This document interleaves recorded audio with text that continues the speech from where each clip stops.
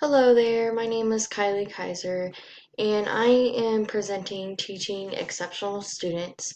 This week we had to create a media clip over what we have learned through the course of this class, and I'm only going to go over a couple, even though I've learned so much through the different disabilities and the academic and cognitive and intellectual characteristics of them. So the first one I'm going to cover is teaching students with ADHD. Um, Students with ADHD have a very hard time focusing in class, and they academically will show characteristics of being able to retain the information more than students that may not have this disability, which means that one thing learned in class, they may be able to take it away and remember it then over the next course. And then students with ADHD will have lower grade point averages than students that do not have this disability. Also, it is known that students with ADHD have a lower academic achievement than their peers. Social characteristics for someone with ADHD is that 2/3 of the students that have ADHD may have a behavioral disorder. And they may react differently when peers try to talk to them, meaning you may approach your student and your student may react to you perfectly fine with no outburst or sense of anger, versus a peer goes up to them to try to talk to them or ask them what their take is on an assignment, and they may just automatically get angry with the student and have an outburst. So, with teaching students with ADHD, there are principles for the universal design for learning and differentiated instruction to meet the needs of these students. The most important one is using T-charts and graphs and checklists for students because anything visual will grab their attention. With a student with ADHD, it is very important to allow your students to have frequent breaks, multiple sessions to finish tests, quizzes, assignments, whatever the case may be. It is important to find the best modification for a student that has an attention deficit hyperactive disorder. And then when there is an assignment or quiz or test, it is important to have a distraction-free environment, which means with a student with ADHD that gets distracted easily, it is important to have a test room where it's quiet and less distractive, which means you wouldn't want your student to try to take a test in a loud and disruptive classroom.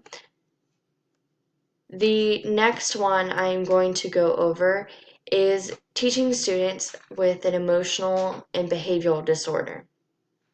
So, with students with this disorder, there's going to be cognitive and an academic characteristics. There has been a report of 43% have been reported to be the bottom 25% scores in mathematics. The dropout rates for these students are way higher compared to a student that does not have ABD. And then another academic characteristic for a student with emotional behavioral disorder is even though they may be gifted or have an intellectual disability, their IQs are most likely going to be low average range versus a high average range. So, with teaching students with an emotional and behavioral disorder, it is important to have, it's called the two rules of thumb. It needs to be in place in order to prevent conduct disorders. So, this means begin early and use the tools that are available. The next thing that is important to have since the dropout rate is so high is having multiple dropout prevention strategies in place for a student that may just want to give up and just drop out right then and there versus trying to figure out what they are struggling with. The next thing is that it's important to teach your students how to negotiate and compromise and problem solve. The next disability I'm going to cover is the intellectual disability. So what I have learned for the limitations is a student with intellectual disability may struggle with their memory, which means they may have struggle with short-term, long-term, and their working memory. This means they may not be able to retain it for a long period of time. They may be only to retain a piece of information short time. And then students may have a difficult time remembering it on short-term memory versus long-term memory, which means they may struggle understanding it at first, but after a while they may be able to recall what was learned. The next thing with an intellectual disability student is they generalize skills learned from school and home, which means generalization means the process of formulating general concepts learned. And then they may wait until they are prompted to do something, which means a student may need to go to the bathroom but aren't going to get up and go to the bathroom. Or you ask them to go to the board to work out a problem, they may not go to the board right away unless you tell them, hey, you need to get up, you need to go do this. They may take it as they're not doing it right, and they just want that reassurance of what to do and what not to do. So for the differentiated instructions to meet the needs of these students is the self-determination skills need to be learned through elementary and secondary students. And self-determination learning model of instruction. So they need to have their own particular learning skill set so they are learning better in the classroom. And then students that are in transition programs benefit from community-based instruction, which means for an example, you may have high school students that are in a transition program from high school to after high school transition that helps them get prepared for what is expected.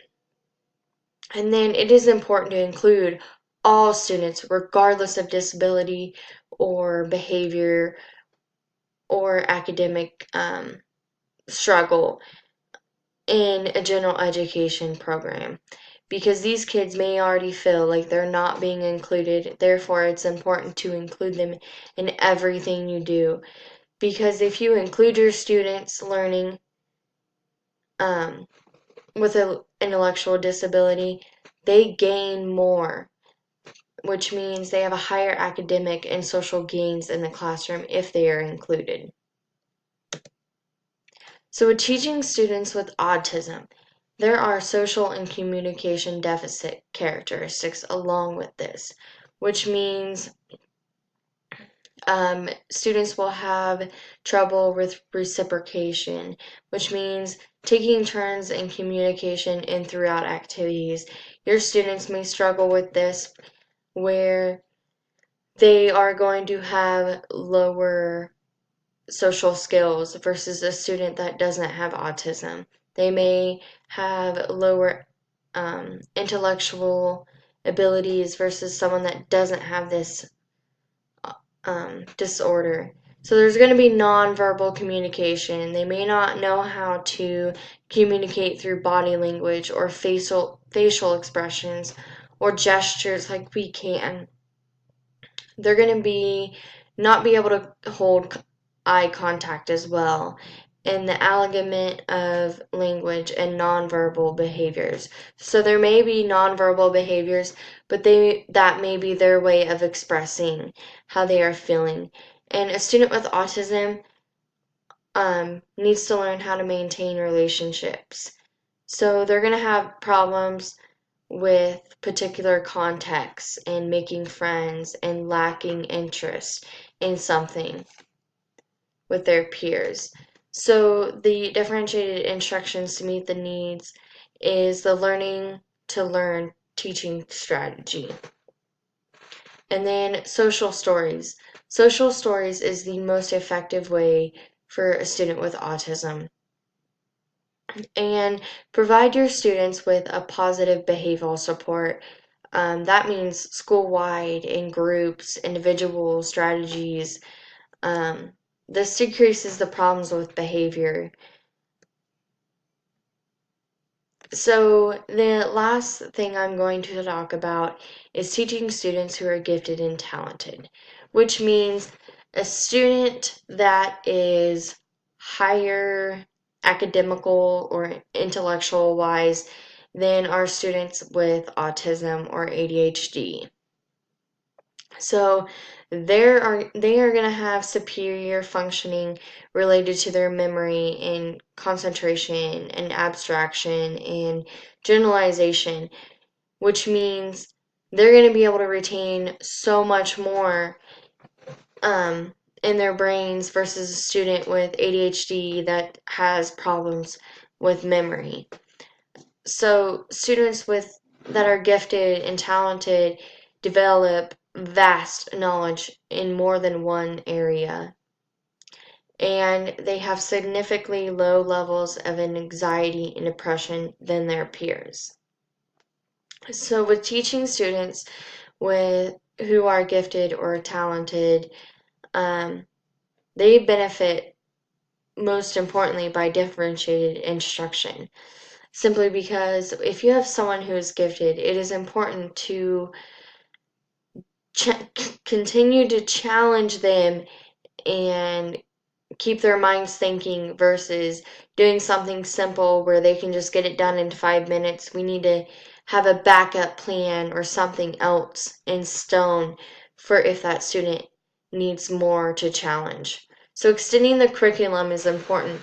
So to ensure the unit and lesson, we need to add more for that student. Either more problems or different problems on math or a higher reading level.